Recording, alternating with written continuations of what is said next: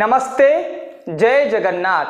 आपण को मन अस्थिर रोचे कि कौन सी कार्य रे आपणकर मन लागुनि कि आपण को मन को स्थिर करने चाहूँगी कि आपण को मन को जदि आपण निज नियंत्रण रे रखिबा पई चाहूथिबे ताले आपण मानको विनम्र निवेदन ये कहानीटी को शेष पर्यंत सुनिबा पई।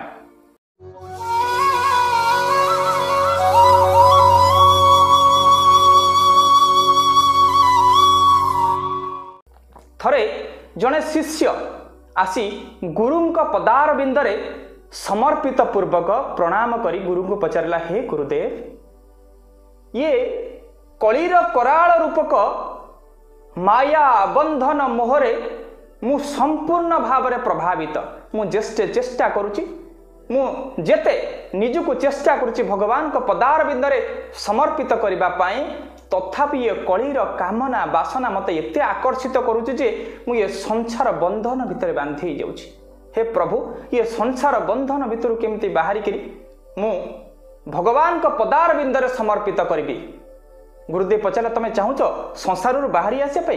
शिष्य जन कहले नाई गुरुदेव मु संसार रे रही केमिति विहित कर्म करि परिबी, ये संसार कर्म मध्य करि परिबी, परिवार को देखि परिबी, ता सहित केमिति निजुको भगवान को पदार बिंदरे समर्पित करि परिबी से उपाय मते कहंतु। किंतु मो मन तो अस्थिर गुरुदेव।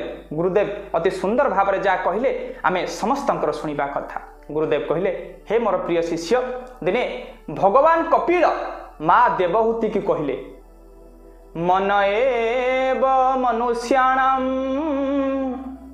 बंधनम मुख्य कारणम। दिने भगवान कपिल माँ देवहूति कति सुंदर भाव कहले, हे माँ ये मन होची मनुष्य मानकर बंधन आ मोक्षर कारण। ये बंधनर कारण मध्य मन, ये मोक्षर कारण मध्य मन। तेणुकर ये मन को जदि नियंत्रण तमे करि परिबो ताहले तमे ये बंधन मुक्त ही मोक्ष आड़ को जाई परिबो ना। हे गुरुदेव आपण कहतु केमिति मु करिबी ना? देख लुहा खंडिक जदि आमे गोटे पुष्करणी रे पकेबा कि जल रे पकेबा ता निश्चय बुड़ी जीव, किंतु सेई लुहारे जेतबेले आमे गोटे विराट जहाज करिबा, गोटे छोट लुहा खंड को जदि आमे पानी रे पका जाए से लुहाटी बुड़ी जीव, किंतु हजार हजार टन रो लुहा को जदि आमे जहाज करिबा ताले से लुहार जहाज मध्य समुद्र रे भासी करि जाई परिबो। सेमिति ये मन को जदि आमे संसार रे लगेबा ताले आमे बंधन रे पड़िबा, किंतु सेई मन को जेतबेले भगवान को पदार बिंदर समर्पित करिबा सेतबेले आमे निजे ये संसार सागर रु पारी हे जिबा। तेणुक हे मोर शिष्य, जमती लुहा कट्टा को पानी रे पकई देले लुहाटी बुड़ी जाए, से लुहा को पुणी समुद्र रे जहाज करदेले भासी जाए, सेमती यही मन को तुम जिते संसार रे लगेब, संसार कार्य रे कामना बासन रे लगेब, ताहा तुम बंधन कारण हम। आउ यही मन को जिते भगवान को पदार बिंदरे समर्पित करदेव ताले यही मन ही तुमको मोक्ष आड़ को नहीं जीव।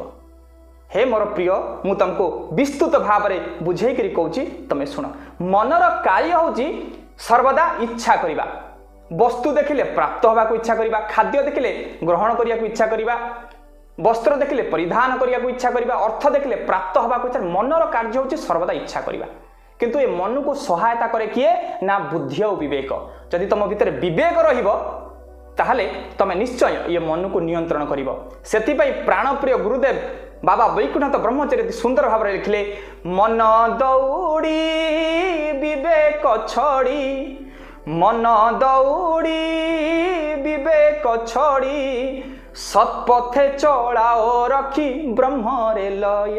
ये मन होचे दौड़ी, मन सर्वदा लंबी जीव, किंतु ये विवेक रूपी लगाम द्वारा तुमको मन को नियंत्रण करिया को पड़िबो। सेथिपई तुलसीदास निजे रामचरित मानस रे लिखिले, विवेकहीना पशु भी समाना। आज विवेकहीन हेई गला परे मनीष माने पशु भलिया आचरण करूचंती।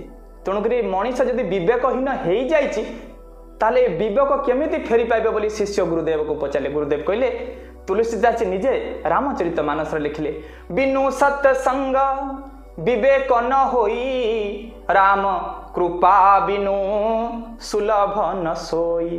राम श्रिया राम जय जय राम, राम सिया राम जय जय राम।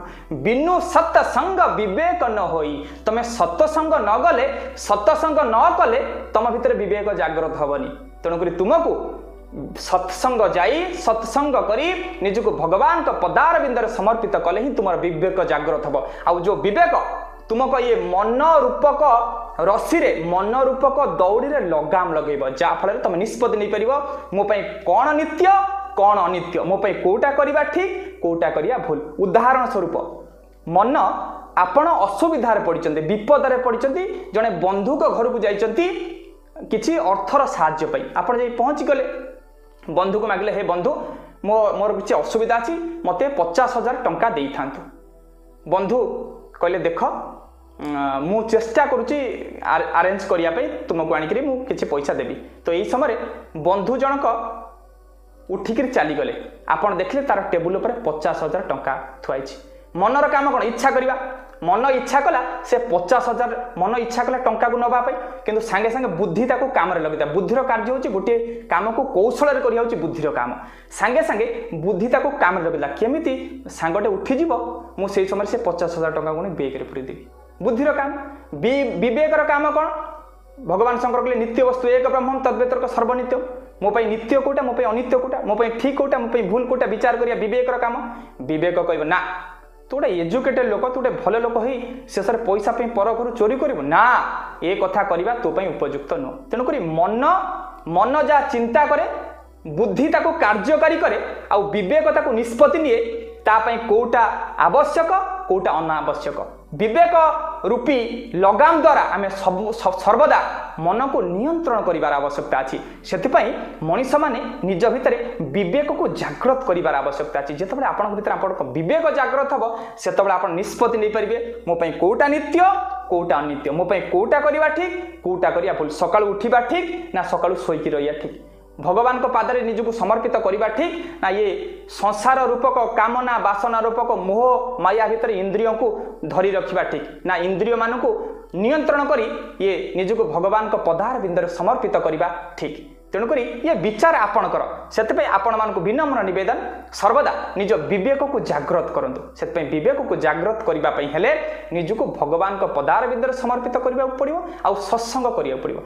आउ जदि आप सत्संग न करी कुसंग करेंगे कुसंग जीवे ताले मन सर्वदा अस्थिर रहिबो। तेणुक मन को अस्थिर रखा हेले मन को स्थिर रखा हेले मन को जदि आप अस्थिर रखिए ताले कुसंग करेंगे, जदि मन को स्थिर रखिए ताले सत्संग करेंगे। आपड़ कुसंग करेंगे कि सत्संग करेंगे, आप मन को स्थिर करेंगे कि मन को अस्थिर करेंगे से विचार आपणकर।